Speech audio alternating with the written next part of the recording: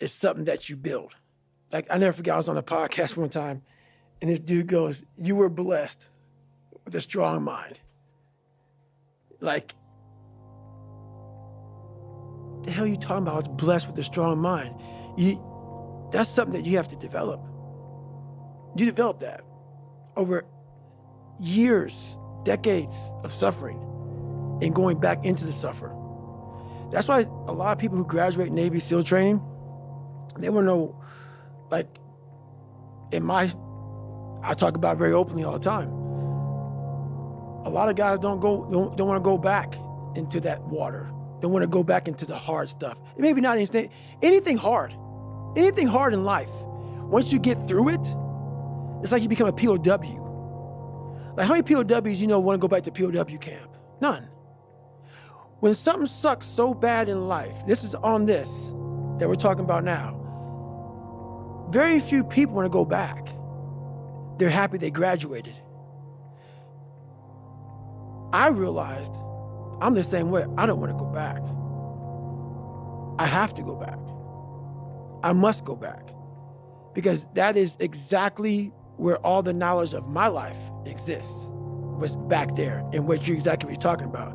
Well, I didn't know anything about this, but how I grew a will was constantly doing these things. To now, it's just life. I wake up, while it still sucks, it's just life. You don't sit back and like, oh my God, like, I have days I don't want to do it, but I know I'm going to do it. I know from years of just doing it. So that's beautiful, and this is why I came on here with you today. And I'm glad that you're talking about this, because human beings need to hear this. They need to stop hearing these hacks on this and that. There's no fucking hack, bro. There's no fucking hack. Yeah, you may this and that and saunas and all this shit it's great. There is no fucking life hack. To grow that thing, how do you grow it? Do it, and do it, and do it, and do it. That's the hack. It's very helpful for people to hear that they should make themselves competent and dangerous and take their proper place in the world. Competent and dangerous? Why dangerous? Because it's the alternative to being weak. And weak is not good. The people who shoot up the high schools, they're weak. They're weak. How is it good to be dangerous? Because it makes you formidable. And life is a very difficult process, and it's not you're not prepared for it unless you have the capacity to be dangerous.